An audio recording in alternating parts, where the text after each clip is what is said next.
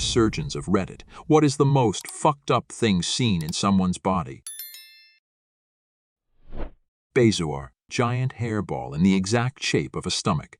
Turns out she worked at a hair salon and was eating other people's hair. Ugh, I wonder what came first. Did she develop this disorder while working there, or did she have the disorder and specifically chose the job because of this? I had put a cucumber down his throat and it broke off so he couldn't pull it back out. He came in with his wife. I can see how this all started. Look, I'll show you how to do it properly, Nobe. Surgeon here, trauma patient with who fell on steel rebar and it went in one side of the chest and out the other side long ways. Somehow missed his heart, esophagus, major arteries. We removed it with no critical injuries. For those asking, he came in very stable, so we were able to do imaging and see no obvious major vessel or heart injury. We then removed it in the operating room, in case moving it revealed an injury, basically completely ready to crack the chest if he started bleeding, but otherwise just pulled it out. Got bilateral chest tubes, but did not end up needing any large surgeries. Cement. I work in derma and had a couple of women come with cement injected in their face and didn't know why they couldn't feel their face do certain facial expressions. And yes, they wanted a discount dermatologist, so they went to Mexico. The amount of people who come to my hospital after getting surgery in a cheaper country is astounding. The results are terrible, the skin is oozing pus, and the resulting infections take forever to clear. When they say it's not the surgeon's fault and that they are going back for more surgeries, I almost want to smack them. Neurosurgeon here. Guy came into the hospital with 3 days of headache out of nowhere. Had computerized tomography, showed a large nail through the anterior skull base, think above the nose, between the forehead. When asked about it, he had been using a poor pneumatic nail gun a couple days before. He remembered a moment when he didn't brace the gun right and it rebounded, hitting him in the face. It must have fired a nail when the end hit him in the face, and he didn't realize it. He indeed did have a small wound in his cheek that fit with the story. Luckily, the nail avoided the large blood vessels and other critical structures in the brain. We had to take him to surgery in order to pull it. Cutting it out of his brain was weird. Dentist.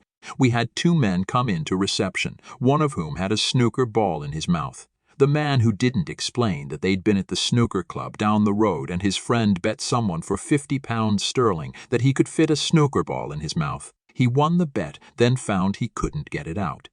We had to dislocate his jaw to remove it. Former emergency medical tech. Had an older gentleman come in with a mayonnaise jar that he filled with water and goldfish up his ass. I used to work in medical sales, and one doctor I visited had an 8-ball on his desk. It had a little stand and a glass case.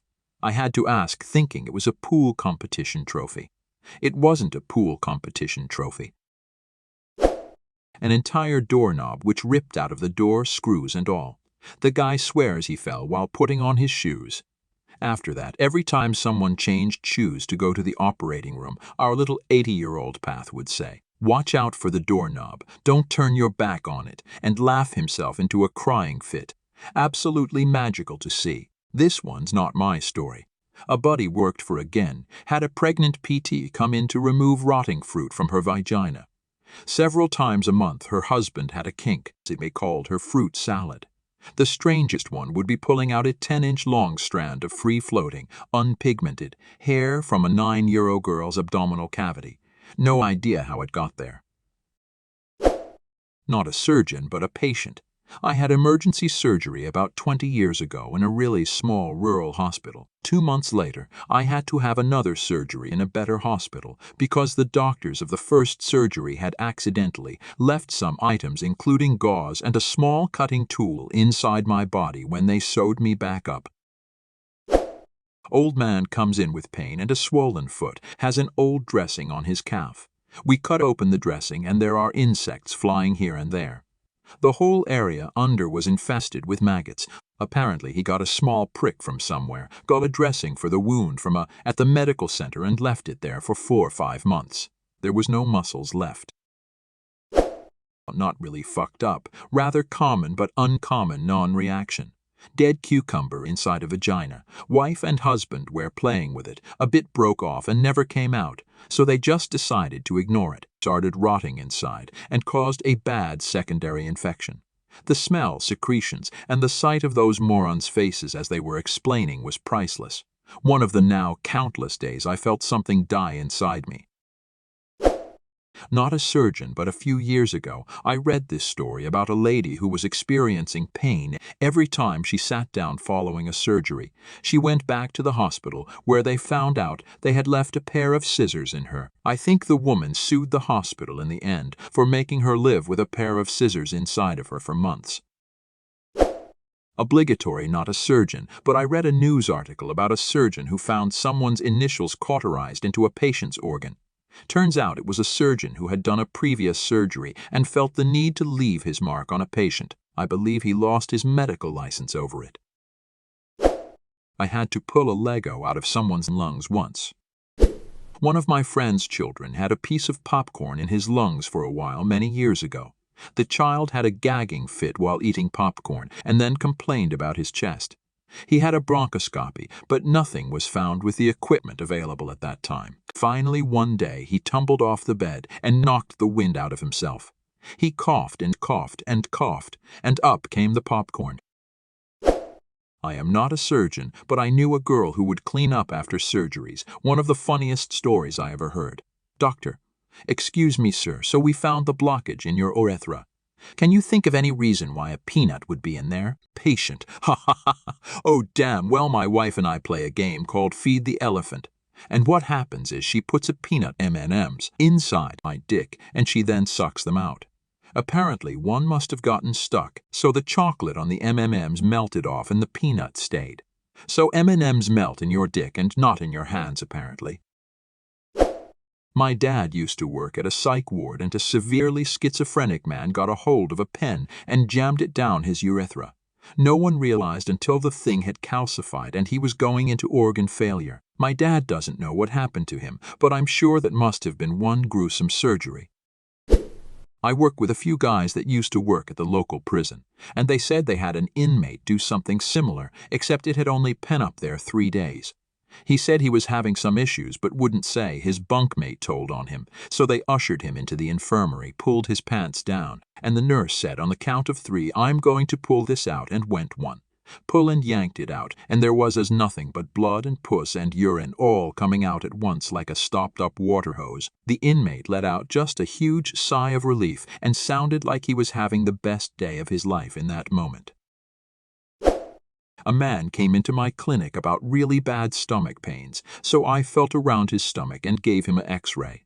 What I found was 2 pool balls and key cars. I asked how this happened, but all I could get out of him was he was super blackout drunk. My mom is a nurse, and she had a patient come in with a vibrator that had been stuck in their rear for 5 days. He had been unable to have a bowel movement for the entire period of time it was stuck inside of him, and needless to say, at that point, they couldn't just pull it out. Dude was in excruciating pain. And no, he never admitted to sticking it up there. The scans didn't show nearly how extensive the necrosis in his bowel was. Their intention was to pull the vibrator out and explore the damage with the scope before deciding the best method of treatment for the necrotic bowel. Long story short, as they pulled the vibrator out, it began to perforate the bowel because it was weak and dying. Patient's body began filling with rotting bowel excrement, and they had to open his belly to explore and clean him out, so he didn't go in sepsis. My mom came home in a pair of hospital scrubs and a new pair of shoes that day, because when they opened his belly, it exploded out everywhere. Her shoes, her non-hospital scrubs, her hair, the surgeon's clothes, shoes, hair. She said the smell was worse than the time an extremely overweight woman came in with stomach pains, and she had unknowingly been pregnant and miscarried. Yet the fetus stayed inside rotting. She took a long shower that night. Vibrator dude lives on, but with short bowel syndrome. I'm sure he will never use a sex toy without a wide base again in his life.